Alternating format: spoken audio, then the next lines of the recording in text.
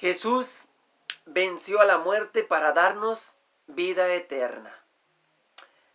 Esto es fácil decirlo, pero hay que entenderlo un poco mejor. Estamos de fiesta. Estamos celebrando la resurrección de nuestro Señor Jesucristo. Estamos en la Pascua.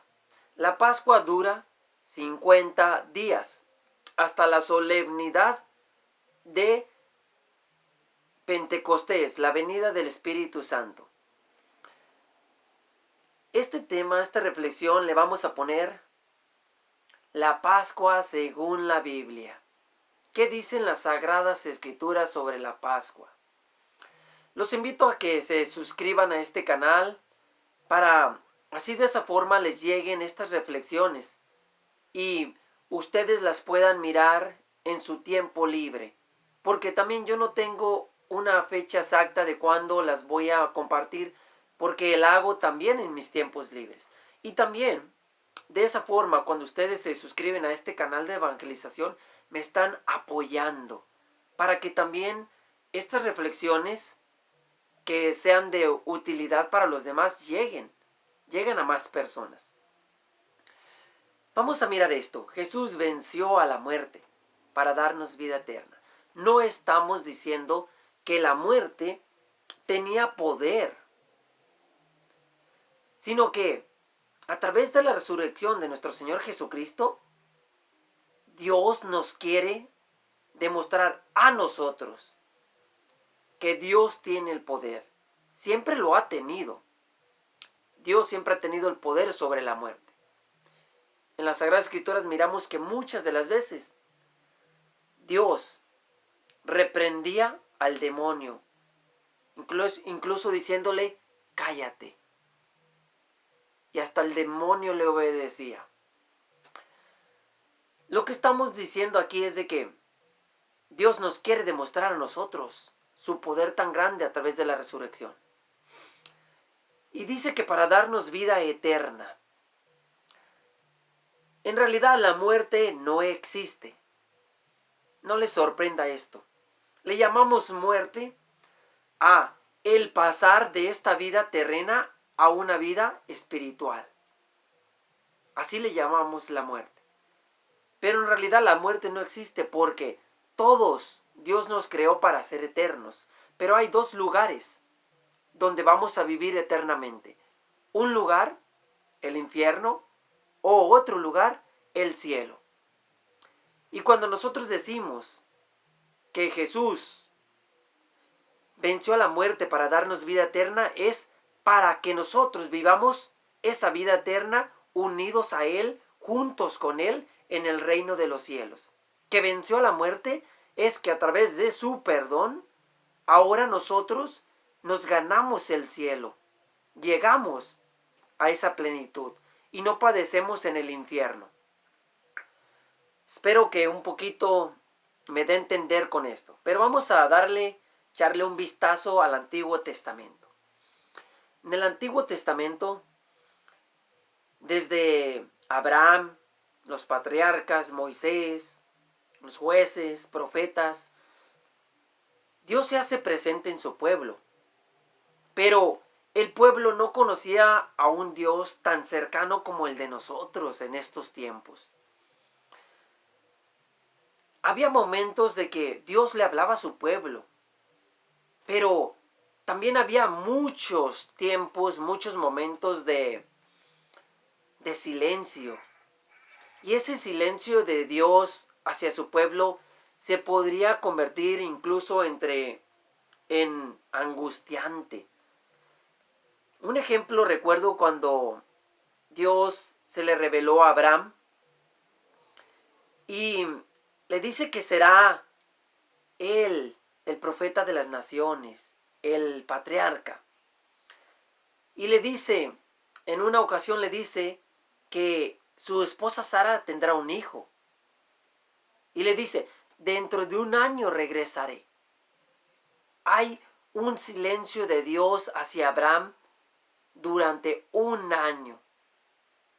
Durante ese tiempo, Abraham no sabía nada de Dios. Solo confiaba en sus promesas. Y había muchas ocasiones donde incluso el pueblo de Dios se sentía abandonado porque ya no sabía nada de Dios después de que los había liberado de la esclavitud y cosas así. Y decían, Dios nos ha abandonado porque ya no escuchaban la voz de Dios.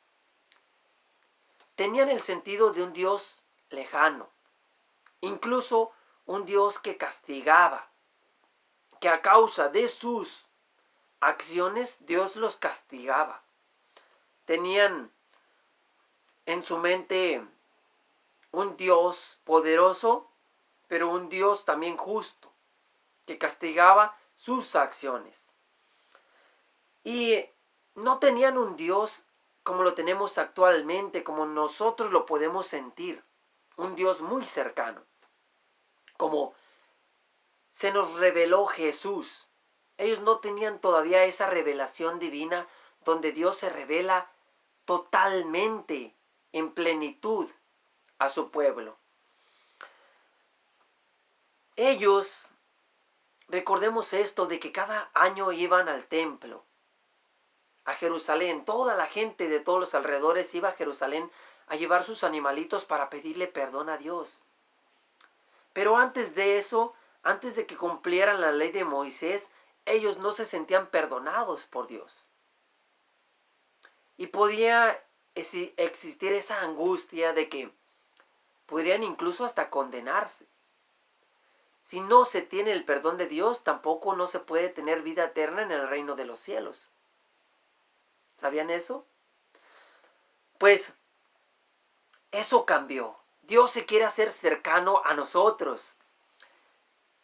Y a través de nuestro Señor Jesucristo, que se hace presente en este mundo, para que nosotros lo conozcamos, para que sepamos que tenemos un Dios tan cercano, un Dios que nos ama, un Dios que sufre con nosotros, un Dios que se humaniza como nosotros, un Dios que nos trae el regalo del perdón.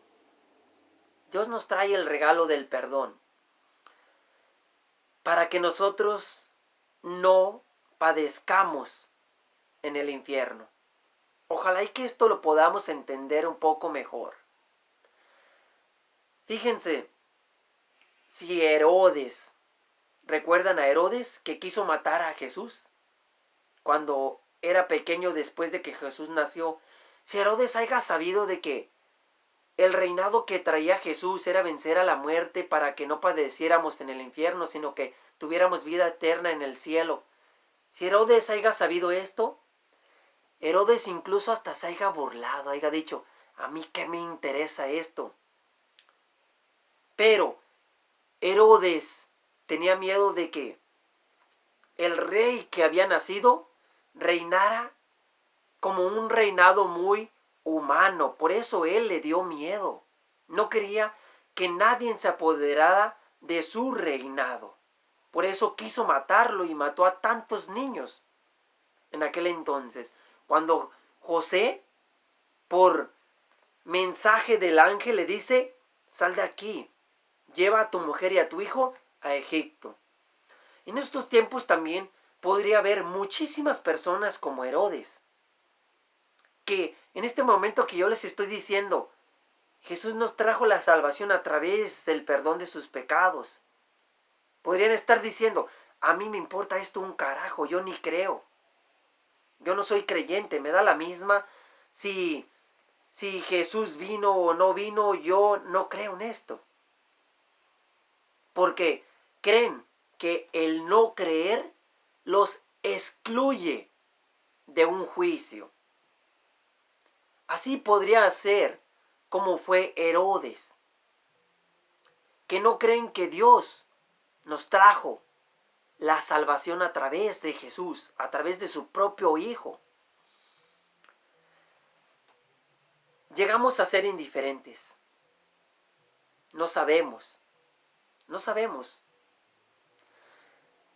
Miremos también, fíjense, Jesús, desde el momento de que Él comenzó su ministerio, algo que se recalcaba mucho era que Él perdonaba. Él sanaba a los enfermos, pero también los perdonaba en todo momento. Les daba el perdón. Muchos ejemplos. a ti te digo, levántate y anda. Tus pecados han sido perdonados. Muchas veces escuchamos a Jesús decir esto. Jesús que nos perdona. Pero Jesús no solamente quiso limitar el perdón a su pueblo mientras Él estaba en vida, sino que quería extenderlo después de que Él iba a partir de este mundo. Porque Él sabía que como nuestra vida es de pasada en este mundo, también la de Él. Y no quería que después de la muerte ya su pueblo no tuviera su perdón y estuviera expuesto a la condenación, sino que Él quería que tuviéramos vida eterna en el reino de los cielos. Pero ¿cómo Jesús iba a lograr esto? ¿Cómo fue que lo logró? ¿Saben eso, verdad? Tenía que escoger quién llevara el perdón a su pueblo. ¿Quién sería? Pues Jesús escogió a la que después sería su iglesia, los 12 apóstoles. El primer papa, los primeros obispos. Los obispos nombraron más personas que les ayudaran, que son los sacerdotes. Por eso no te sorprenda cuando un sacerdote puede perdonar los pecados de Jesús, de Dios, a través de Dios, cuando dice tus pecados quedan perdonados. ¿No me lo creen esto? Miren esta cita. Juan capítulo 20, versículo 21 al 23. Juan 20, 21 al 23.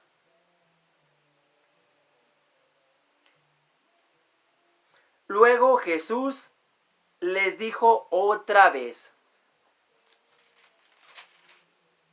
paz a ustedes. Como el Padre me envió a mí, así yo los envío a ustedes. Y sopló sobre ellos. Y les dijo: reciban el Espíritu Santo. A quienes ustedes perdonen los pecados, les quedarán perdonados. Y a quienes no los perdonen, les quedarán sin perdonar. Fíjense en esto.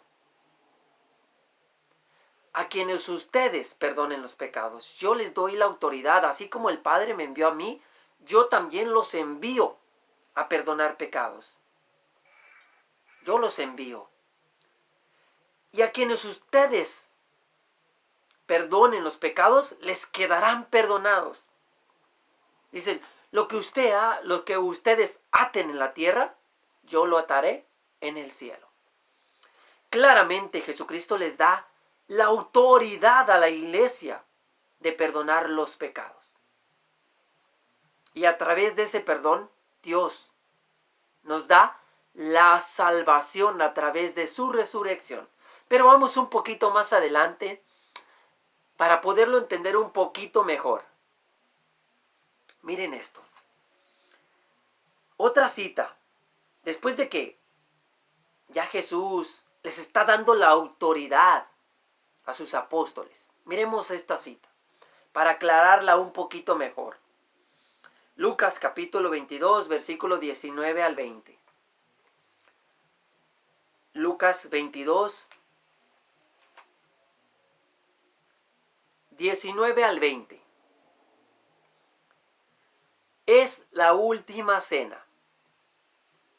Lo mismo hizo con la copa después de la cena, diciendo: esta copa es la nueva alianza. Tomen en cuenta esto, la nueva alianza, confirmada con mi sangre. Antes hubo varias alianzas, y esas alianzas eran selladas con la sangre de un cordero. Pero fíjense, ahora dice, esta es la nueva alianza. Hay una nueva alianza, un nuevo pacto, que será confirmada con la sangre, con el cuerpo y la sangre de Jesús. ¿En dónde? En la cruz. Confirmada con mi propia sangre. la cual es derramada en favor de ustedes. La cruz, la sangre de Jesucristo derramada en la cruz por nosotros. Ese es un nuevo pacto.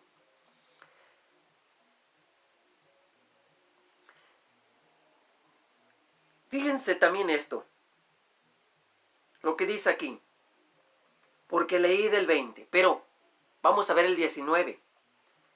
Después tomó el pan en sus manos y habiendo dado gracias.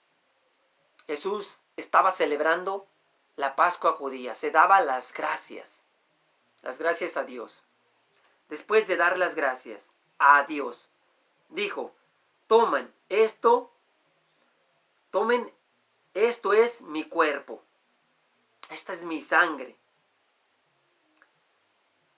Partió el pan y se lo dio a ellos diciendo, esto es mi cuerpo, entregado a muerte en favor de ustedes. Y miren esto, les dice, esto es mi cuerpo, entregado a favor de ustedes. Miren esto que sigue. Hagan esto en memoria mía. Les está dando una orden. En esta cita que les acabo de dar, hay la institución de la Eucaristía. Jesucristo la instituye cuando dice, esto es mi cuerpo, está instituyendo la Eucaristía. Pero también instituye el sacerdocio. Los sacerdotes cuando les dice, hagan esto en memoria mía. Yo les doy la orden de que ustedes conviertan a través del Espíritu Santo este pan en mi propio cuerpo. Y yo se los ordeno, yo los instituyo sacerdotes. Porque el sacerdote era el que podía hacer este tipo de cosas y perdonar los pecados, como lo miramos en el Antiguo Testamento. No les sorprenda de que un sacerdote pueda perdonar el perdón de sus pecados. Por el ministerio de la iglesia, yo perdono los pecados, dice el sacerdote. Y no es por el poder del sacerdote. Así como Pedro y Juan lo miramos unos días antes, que dice que sanaron a un paralítico en el templo, cuando dice, en el nombre de Jesús a ti te digo, levántate y anda. Así el sacerdote perdona los pecados por el poder de Jesús. Es cierto que el sacerdote no tiene el poder de perdonar pecados, pero tiene la autoridad de perdonarlos, y Dios los perdona a través del Espíritu Santo. Les dice, yo los autorizo, yo los mando así como el Padre me envió a mí. Si no hay perdón, Dios, Jesucristo nos trae el perdón a este mundo, y si no hay perdón, tampoco no hay salvación. Hay que entenderlo bien claro esto. Si no hay perdón, no hay salvación. Por eso, si nosotros no nos arrepentimos, no le pedimos perdón a Dios, ¿cómo podemos obtener esa vida eterna por la cual Jesucristo ya pagó en la cruz? Jesucristo ya pagó la deuda, como yo les decía en la reflexión pasada. Ahora nosotros hay que tomar posesión de esa deuda. Jesús ya pagó ese cheque. En esta cita miramos la institución de la Eucaristía y que Jesús les dice, yo los autorizo, hagan esto en mi memoria. Desde antes ya les había dado la autorización como sacerdotes de perdonar pecados. Pero aún faltaba algo. Las promesas, las profecías se iban cumpliendo una a una en Jesús. Pero faltaba una todavía, la resurrección. Porque en las Sagradas Escrituras desde el Antiguo Testamento decía que el Mesías iba a resucitar, iba a padecer, iba a morir, pero que iba a resucitar. Si Jesucristo no hubiera resucitado, quedaría como un acto de amor, un acto de caridad. Pero Jesús quedaría como un farsante, porque Él se decía el Mesías, Él se decía el Hijo de Dios y más, se decía como Dios. Por eso lo mataron. Porque les decía, el que me conoce a mí, conoce al Padre. Eso les decía él. Si Jesús no hubiera resucitado, quedaría como un farsante, quedaría como un profeta, como muchos lo ven. Pero cuando, después de eso, de la última cena, procede la pasión de Jesús, y Jesús resucita, es el culmen de la revelación divina, cuando todas las promesas se llevan a cabo y se realizan en Jesús. Fíjense aquí en la última cena.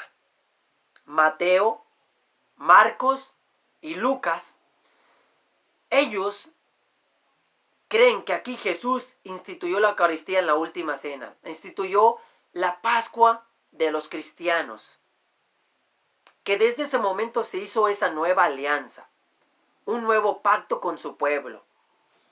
Pero Juan dice que la Pascua se instituyó con la sangre de Jesús en el madero, en la cruz.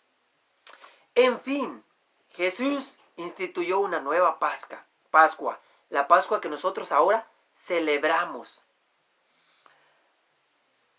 Los judíos celebraban la Pascua, pero después de esto, después de la Pascua que Jesús instituyó con su propia sangre, con su propia vida, los judíos después de esto, unos 70 años después, dejaron de celebrar con gran solemnidad la Pascua de Judía porque tuvieron una gran persecución. El Imperio Romano mató muchísimos judíos. Pero en cambio, la Pascua de Cristo fue celebrándose con mucho más fervor hasta la actualidad. Pero aún, después de la cena, faltaba la prueba final de que Jesucristo era el Mesías, de que Jesucristo era el Hijo de Dios que nos traía la salvación. Tenía que resucitar para que se cumplieran todas esas promesas. Vamos a mirar Mateo capítulo 28, versículos 5 al 7. Mateo 28, 5 al 7.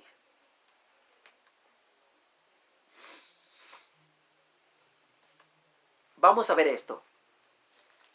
¿Ya se me están durmiendo? No se duerman, que esto se pone interesante. El ángel, un ser celestial enviado por Dios. El ángel dijo a las mujeres, no tengan miedo. Yo sé que están buscando a Jesús, el que fue crucificado. No está aquí, no está aquí, sino que ha resucitado. Con la resurrección de Jesús se llevan a plenitud las promesas en las Sagradas Escrituras del Antiguo Testamento, como le decía Jesús a los discípulos de Maús. Esas promesas que Jesús les empieza a explicar de los libros de Moisés y los profetas. Se llevan a plenitud, a cumplimiento, la revelación se lleva al culmen con Jesús cuando resucita. Y les dice, vengan a ver, ya no está. Y luego les dice, vayan pronto y digan a los discípulos, ha resucitado. Imagínense esta palabra, ha resucitado. Sería como si explotara tu propia mente. Decir, ¿en verdad es cierto esto? Solamente posiblemente faltaba la resurrección para que todo se llevara a cumplimiento. Para comprobar plenamente de que Jesús era Dios.